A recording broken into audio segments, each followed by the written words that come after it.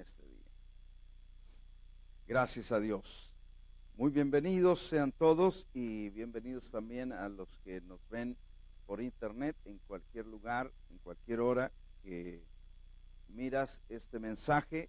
Espero de todo corazón que Dios bendiga tu vida.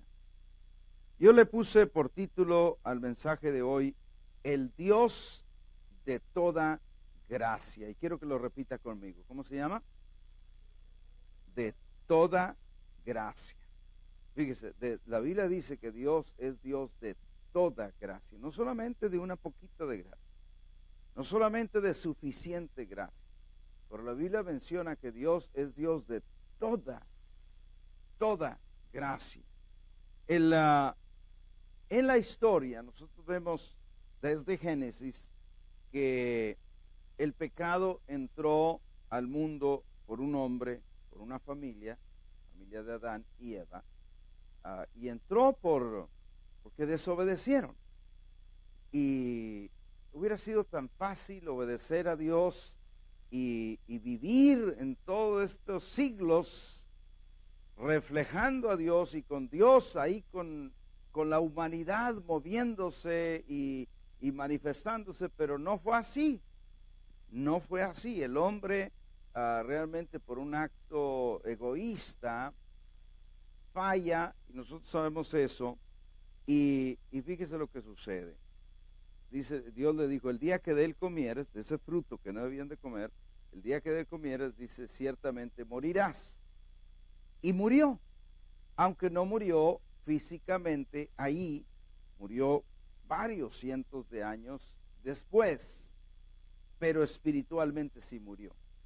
El caso es que la Biblia dice que esa muerte espiritual, fíjese, no la física después también se reflejó, pero esa muerte espiritual, la Biblia dice, pasó a todos los hombres. Se haga de cuenta que nos pasó el virus. Yo espero que nada aquí traigamos el flu, pero cuando alguien trae flu y se la pasa al otro, ¿verdad? Y después toda la familia se enferma. ¿Por qué? Por uno que estaba enfermo. Adán es esa persona que se enfermó del pecado y se enfermó de la muerte espiritual. Y entonces, vea conmigo Romanos 3:23, por favor. Ahí en el Nuevo Testamento. Por ahora solo vamos a leer ese verso 23. Dice, por cuanto todos pecaron y están destituidos de la gloria de Dios.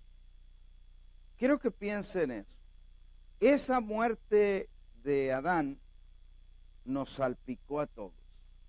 Y la Biblia dice que no hay uno que no. Vaya a Romanos 5:12, por favor. Ahí, solo al voltear la página, Romanos 5:12 dice, por tanto, fíjese, esto es clave aquí, como el pecado entró en el mundo por un hombre, todos digan, por un hombre, el hombre se llama Adán, y por el pecado, la muerte. Cuando Adán peca, ¿qué fue lo que Adán hizo? Él no tomó drogas, él no se emborrachó, no adulteró, no, todo lo que hizo fue desobedecer a Dios. Eso se llama pecado, desobedecerle, fallarle al blanco lo que Dios quería para él. Y entonces, pero dice, el pecado entró por un hombre y por el pecado entró la muerte. Y luego dice bien claro, así la muerte pasó, ¿a quiénes? A todos los hombres, por cuanto todos pecaron. Ahora, pues nosotros podemos decir, pero yo no pequé como Adán. No necesariamente. Y la Biblia habla claro, dice, no todos pecaron a la manera de Adán, pero todos hemos transgredido los mandamientos de Dios, porque los mandamientos de Dios son santos, los mandamientos de Dios son sublimes, los mandamientos de Dios son excelsos, y nadie en nuestro poder, fíjese lo que le digo, nadie, ningún ser humano en nuestro poder podemos llegar a obedecer todos los mandamientos de Dios. No podemos, ni nadie, solo ha habido uno que lo ha podido hacer, y ese es el Señor Jesucristo. ¿Y por qué lo pudo hacer?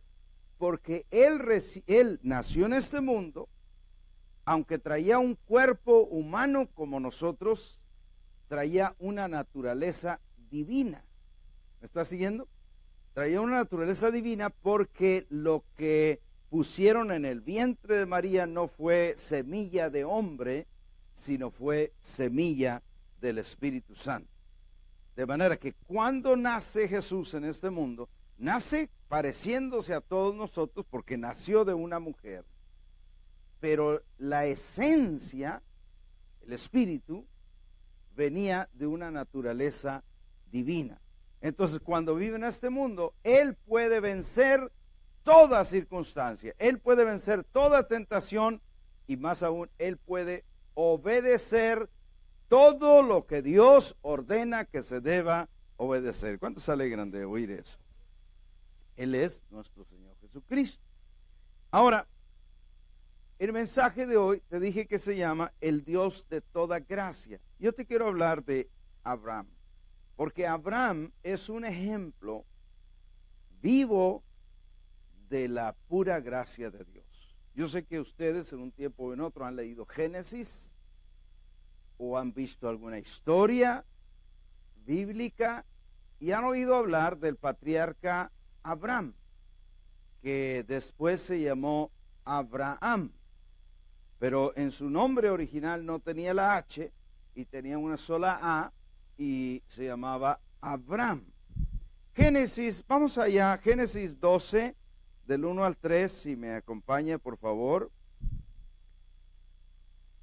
Es donde encontramos la descripción del llamado de Dios a este patriarca o a este padre de la fe llamado Abraham.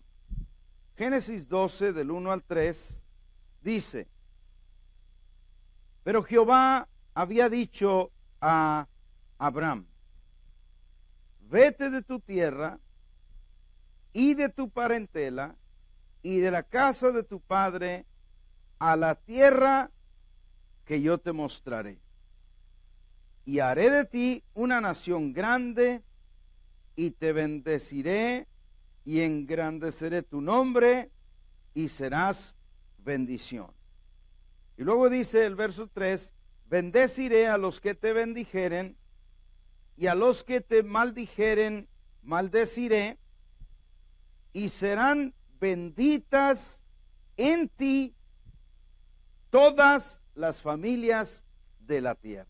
Fíjese esa última frase. Y serán benditas en ti todas las familias de la tierra. Alguien diga fuerte conmigo: yo soy una de esas familias.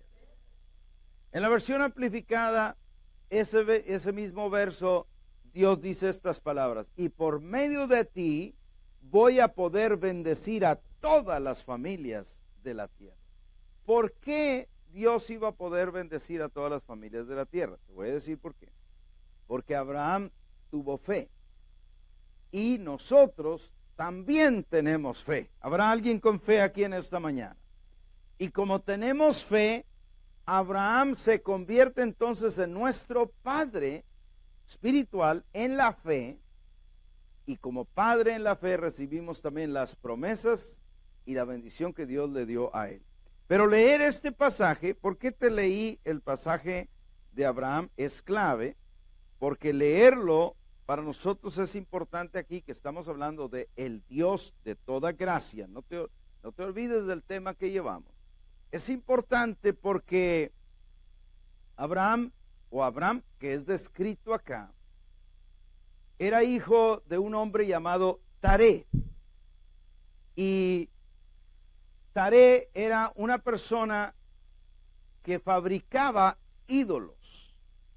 Y solo para que tengas una idea, Taré y Abraham vivían en una área que, si tú buscas en un mapa, esto no en la Biblia, pero en un mapa, vivían en un área que se llama Mesopotamia. Y yo aprendí cuando estaba chico, yo no sé tú, pero me imagino que tú también, aprendí que los aztecas salieron de una tierra llamada Mesopotamia. Qué curioso.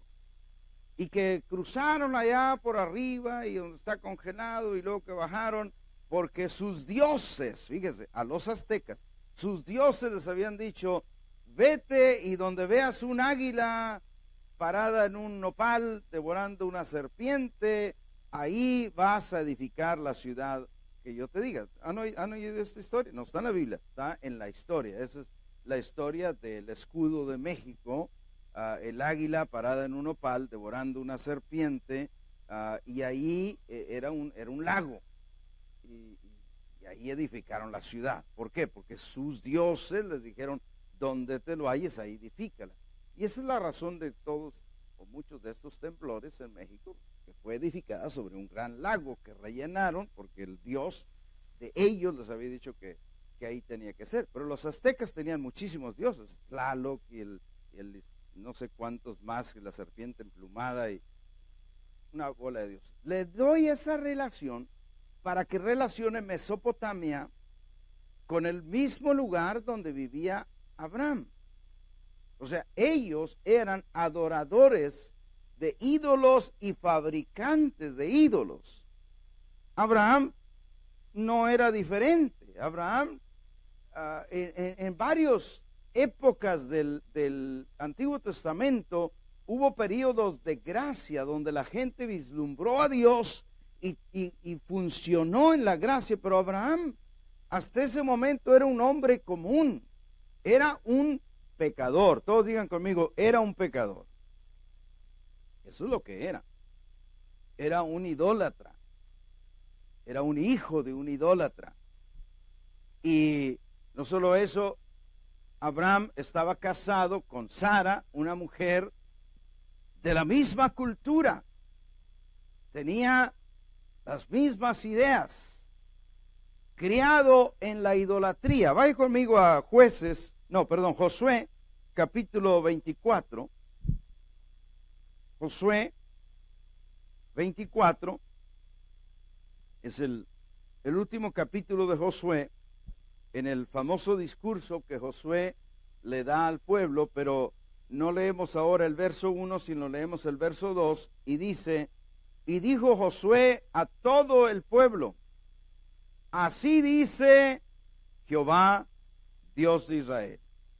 Vuestros padres habitaron antiguamente al otro lado del río, esto es, Taré, ahí está el papá de Abraham, padre de Abraham y de Nacor, y escucha esta última frase, y servían a dioses extraños.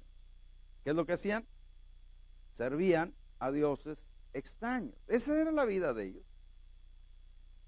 ¿Por qué te cuento esta relación? Porque es importante para entender el Dios de toda gracia, es importante entender que Abraham y Taré su papá y Nacor, el otro hermano de Abraham, y toda la familia servían a dioses extraños. Para ese tiempo nosotros podemos imaginarnos a Abraham, un hombre pecador, casado con una pecadora, hijo de un pecador, todos adoradores de ídolos, un hombre vacío, muerto espiritualmente, pero, todos digan, pero, ahí en medio, fíjate, en medio de toda esa tiniebla donde vivía Abraham, que para información suya le digo, no hizo nada para que Dios dijera, pues este tipo como que se porta muy bien, se porta diferente que los demás. No, él se portaba igual, igualito que toda la gente, era pecador como toda la gente. Pero Dios aparece en la escena, mis amados hermanos. Y Dios busca entre la humanidad y selecciona a un hombre. Y ese hombre fue Abraham. ¿Por qué? ¿Por qué lo busca? Porque el segundo punto en el mensaje es que Dios es el gran buscador. Abraham era el gran pecador, pero Dios es el gran buscador. Mira en Primera de Juan conmigo, Primera de Juan 4:10, por favor. Primera de Juan, este es Juan casi al final de la Biblia. Y primera de Juan 4:10 dice, en esto consiste el amor, no en que nosotros hayamos amado a Dios, fíjate bien lo que dice este verso, sino en que Él nos amó a nosotros y envió a su Hijo en propiciación por nuestros pecados. Vamos a leerlo otra vez. ¿Lo puede leer junto conmigo? En esto consiste el amor, no en que nosotros hayamos amado a Dios, sino que Él nos amó a nosotros y envió a su Hijo en propiciación por nuestros pecados. Fíjese la grandeza de este verso, porque estamos hablando del Dios de toda gracia. En este verso dice que el amor no consiste en que algunos de nosotros nos portamos muy bien y de repente empezamos a amar a Dios y por ese amor Dios correspondió y dijo, ay, mira qué lindos, benditos, sí, sí me aman. No, dice la Biblia que estando muertos nosotros en pecados, Él nos amó. Y este verso dice que el verdadero amor no consiste en que nosotros amamos a Dios, no, sino en que Él nos amó a nosotros. En esto consiste el amor, en que Él nos amó a nosotros. Y para que no te equivoques, dice, no en que nosotros lo hubiéramos amado. No te equivoques. El amor no es que nosotros, porque hay gente que pensamos, bueno, sí, Dios ama a la gente de la iglesia, porque como ellos aman a Dios, no te equivoques. Dice, no en que nosotros hubiéramos amado a Dios, o hayamos amado a Dios, sino que Él nos amó, número uno. Y número dos, Él envió a su Hijo en propiciación por nuestros pecados. Propiciación quiere decir en sacrificio, en ofrenda, en paga de todos nuestros pecados. Entonces, te estoy hablando, número uno, de Abraham, que siendo pecador, idólatra, hijo de un idólatra, casado con una mujer idólatra, todo vacío y muerto espiritualmente, Dios, que es el gran buscador, va y lo busca.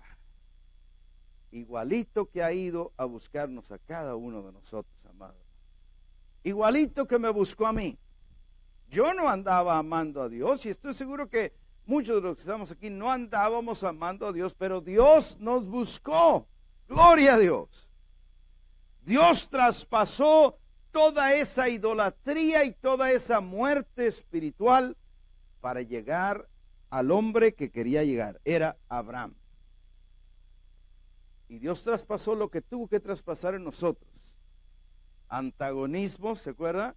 Rebelión, nosotros que nos salíamos por la puerta de atrás. Lo que hubiera sido necesario, Dios lo traspasó. Hasta la religión, que muchos de nosotros cuando nos hablaban de Cristo decíamos, no, pero yo no puedo ir porque yo tengo mi religión. ¿Cuántos se identifican con eso? Yo tengo mi religión. Y Dios traspasó toda esa religión, porque Dios no es Dios de religión. Dios es un Padre que busca a sus hijos. Y cuando nos busca, Dios es el gran buscador que por gracia se acercó a Abraham. Fíjate lo que estoy hablando. Y por gracia se acerca a cada uno de nosotros. Solo por gracia. Solo, alguien diga conmigo, solo por gracia.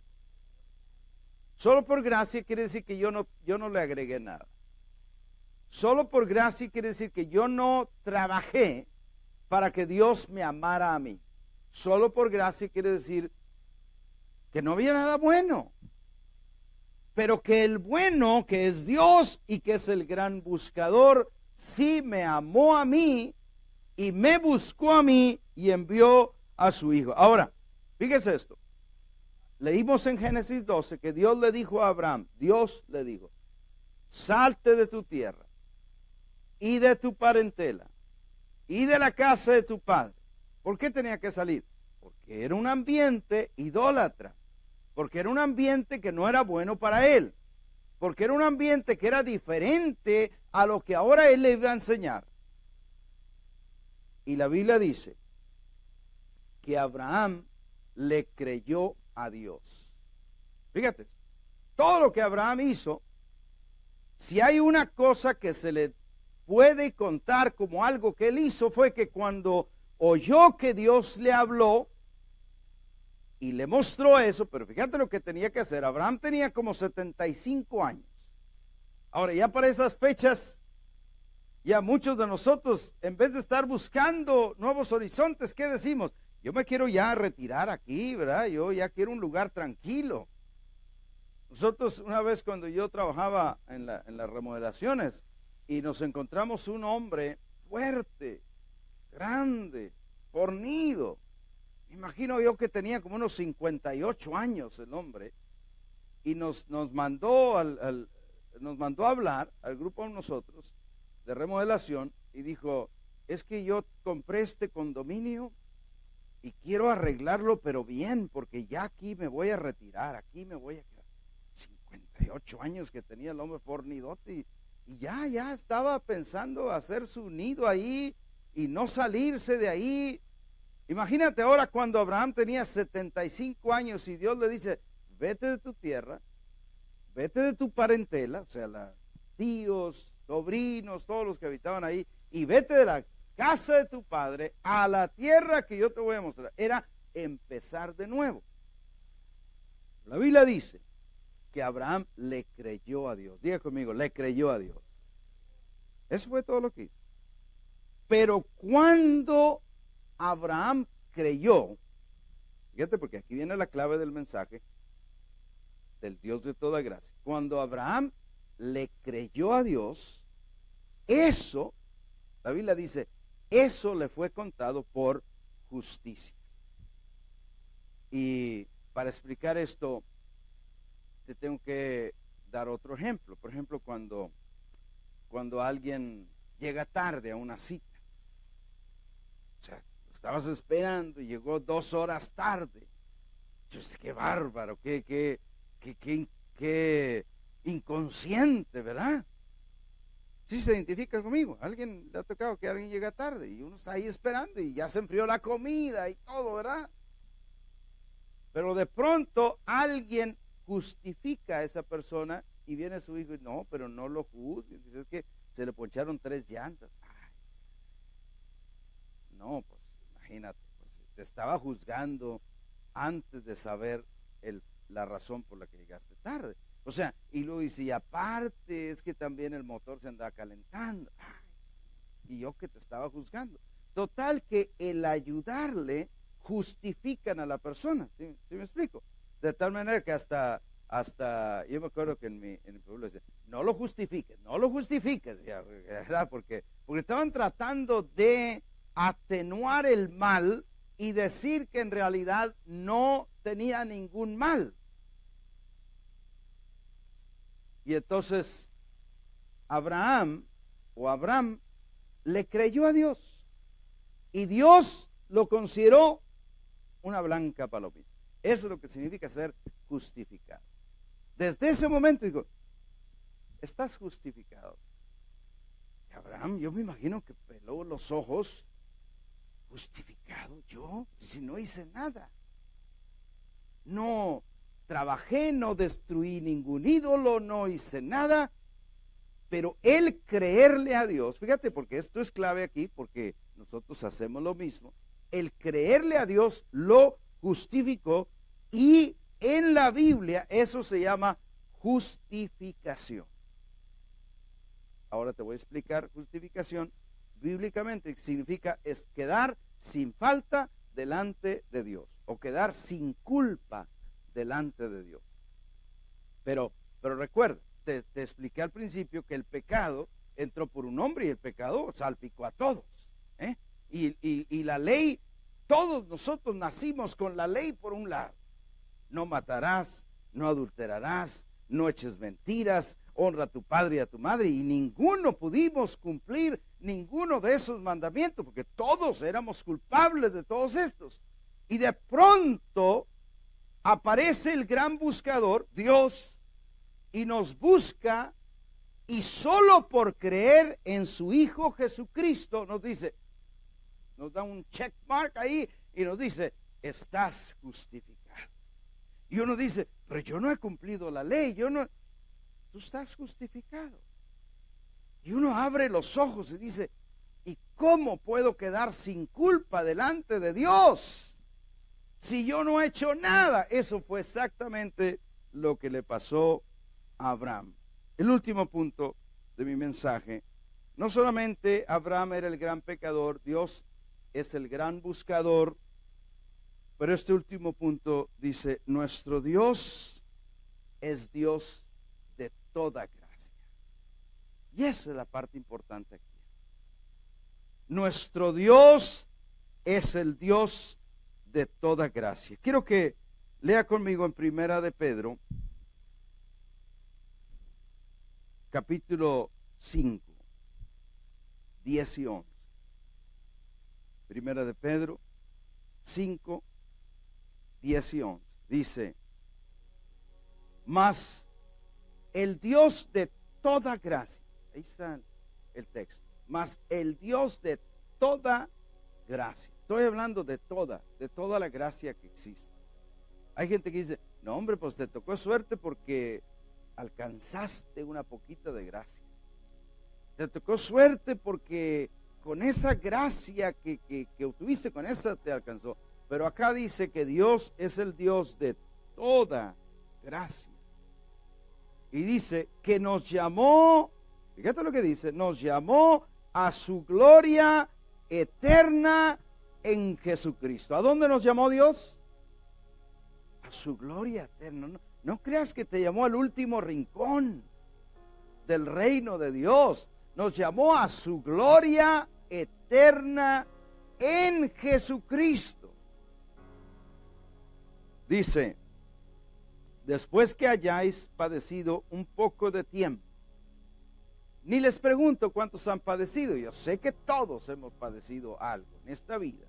Hemos sufrido alguna enfermedad, hemos sufrido algún problema, hemos sufrido una decepción. Todas esas son partes de la vida.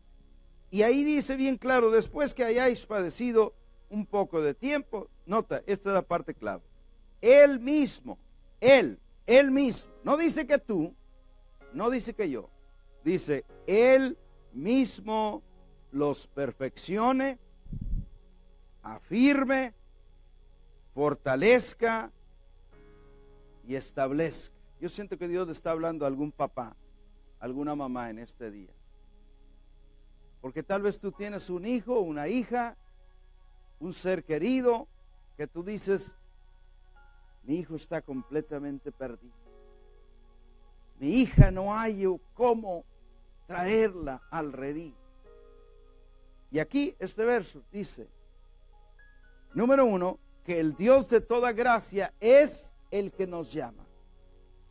Y yo tengo la firme convicción que Dios está llamando a toda la gente de este mundo. Alguien testificará conmigo eso. Dios no es un Dios que hace acepción de personas.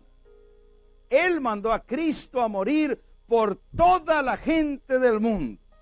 Juan 3:16 dice, porque de tal manera amó Dios al mundo. No dice la gente de la iglesia, al mundo. Entonces, ese hijo, esa hija que ahora estás padeciendo por él o por ella, cree que Dios lo tiene en su mira. Aleluya. Cree que Dios lo está persiguiendo. Cree que Dios lo está buscando. Y luego dice que Él mismo, Él mismo. Tú dices, no, pero si mi hijo, mi hija hiciera esto. No, dice, Él mismo los perfeccione, los afirme, los fortalezca y establezca. ¿Sabes qué? Ahí no hay nada que yo pueda hacer. Es toda la gracia de Dios obrando en mi vida. Y termina el verso 11 diciendo, a Él sea la gloria y el imperio por los siglos de los siglos. Y yo digo también, amén. A Él sea la gloria.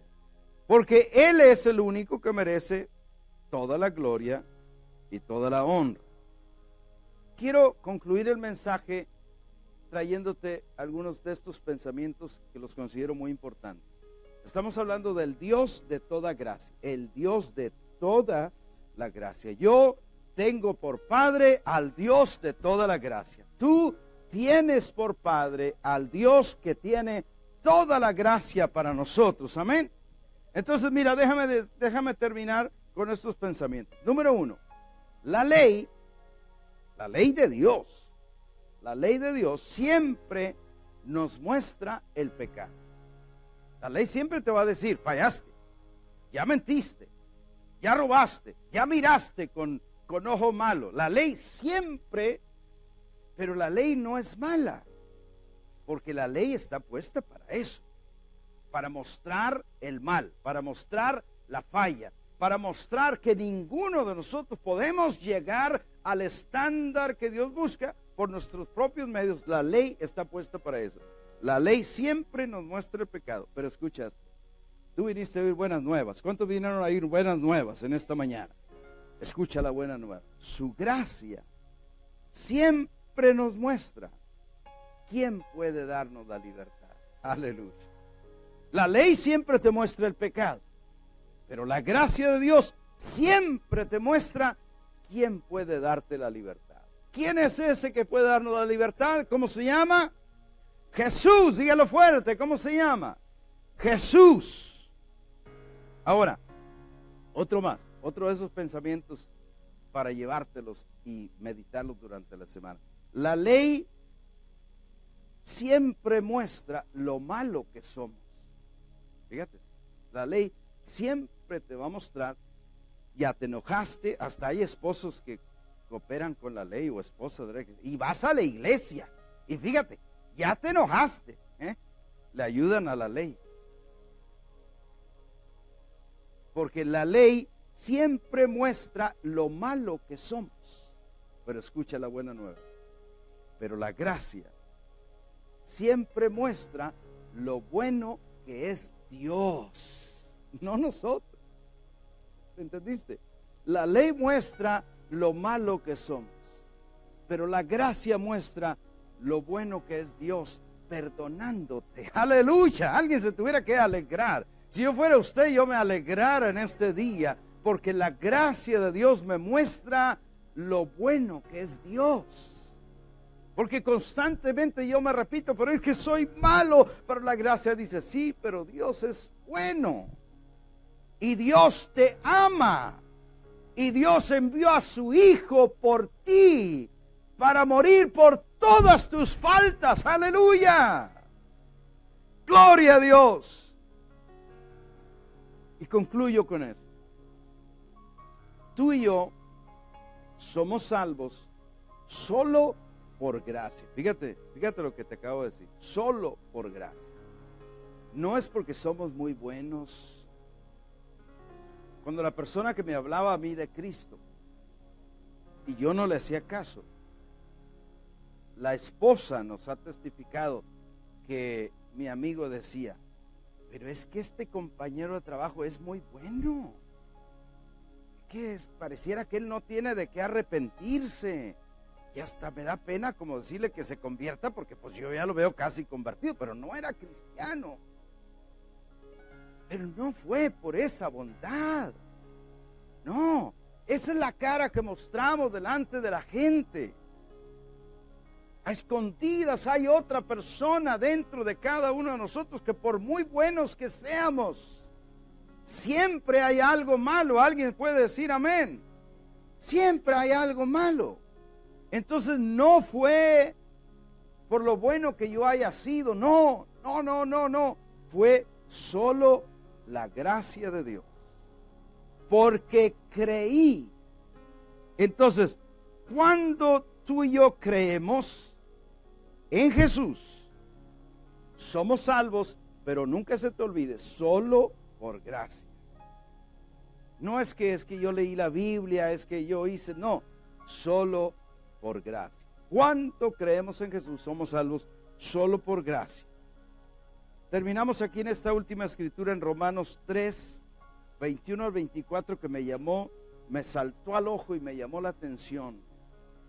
Romanos 3, 21 al 24 dice: pero ahora, todos digan ahora, díganlo más fuerte, ahora.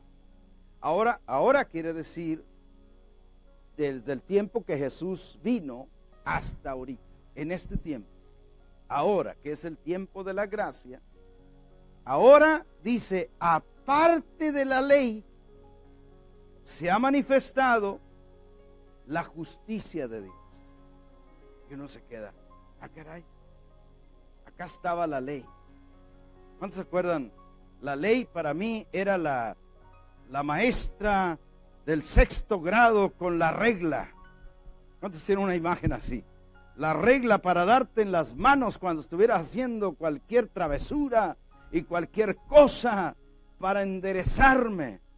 Nunca se me olvida la maestra Enríquez, Dios la bendiga. Pero para mí esa representa la ley que estaba ahí para castigarme por lo malo que hacía.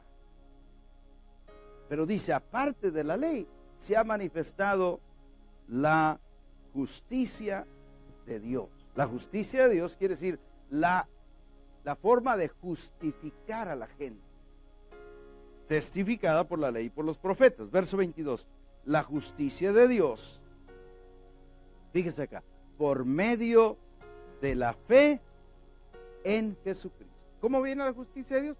Por la fe. Pero no por la fe en la religión, no por la fe en yo tengo mi religión, yo tengo mi iglesia, yo tengo mi denominación. No. No es por la fe en nada de eso, es por la fe en Jesucristo. ¿Alguien me puede acompañar con un amén? La justicia de Dios por medio de la fe en Jesucristo. Y luego dice, para todos los que creen en Él. ¿Oyó eso? ¿Para quiénes? Todos los que creen en Él.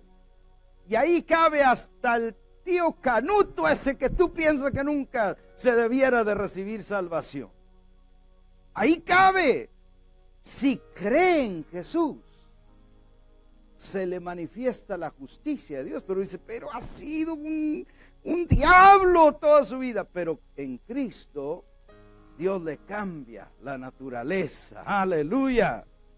Para todos los que creen en Él, dice, porque no hay diferencia. Por cuanto todos pecaron y están destituidos de la gloria de Dios. Ahora verso 24. Siendo justificados, ¿se acuerda? Justificar es declarar sin culpa, declarar libres. Siendo justificados, dice, gratuitamente. ¿Cuánto les gusta recibir algo gratis? ¿Verdad que sí nos gusta? No, hombre, se amontona la gente y uno dice, pues, ¿qué estarán dando? ¿Pan, leche o qué? A ver, y te arrimas ahí, porque es gratis. Y a veces hasta ni te la crees, te dan el pan y te dices, no va a tener un alacrán, no sé por qué me lo están dando.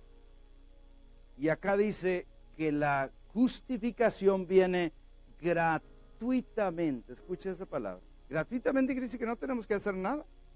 Gratuitamente, y luego dice, por su gracia.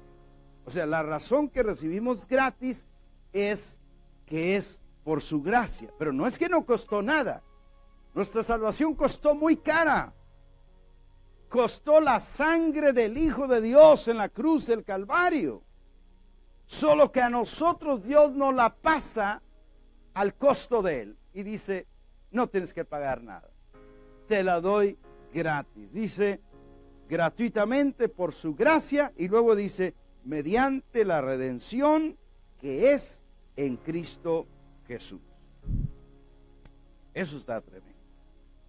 Ahora sí termino y te digo, al arrepentirnos y recibir ese sacrificio en la cruz, al arrepentirnos y recibir ese sacrificio en la cruz, su Espíritu Santo nos toma a nosotros y nos bautiza en su cuerpo, nos hace parte del cuerpo de Cristo, y a ti y a mí nos da una nueva vida, que esa vida es la vida de Dios descendiendo y metiéndose dentro de nosotros para que esa vida ahora empiece a transformar tu vida y mi vida. ¿Cuántos han visto vidas cambiadas porque vinieron a Cristo? ¿Alguien ha visto a alguien?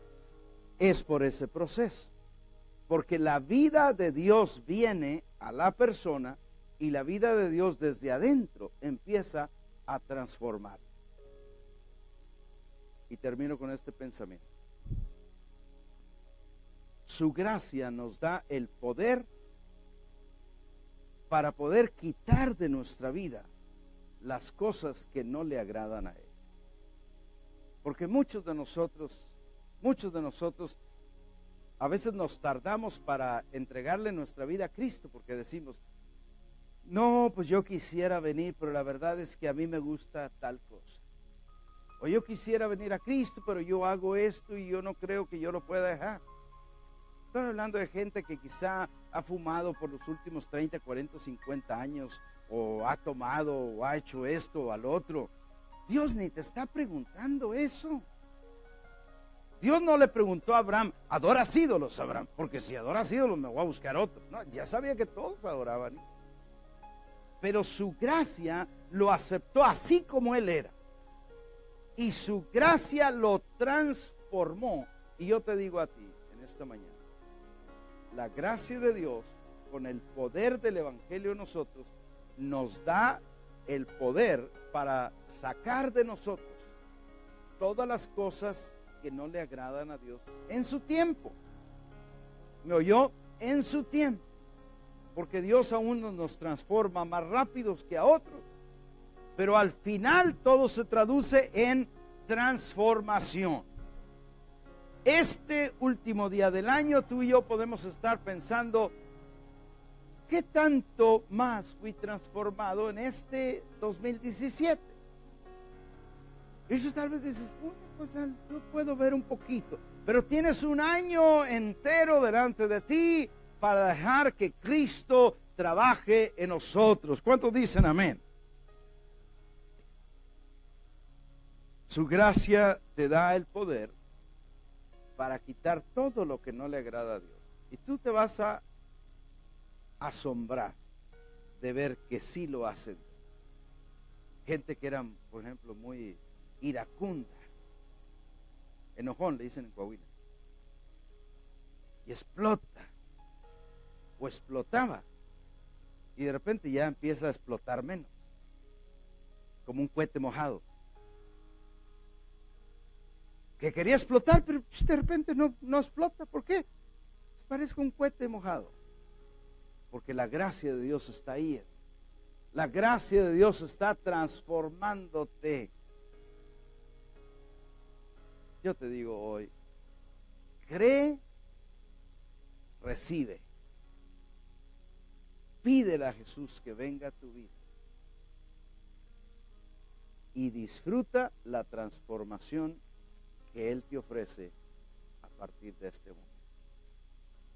momento. No hay otra cosa, no hay fórmula mágica.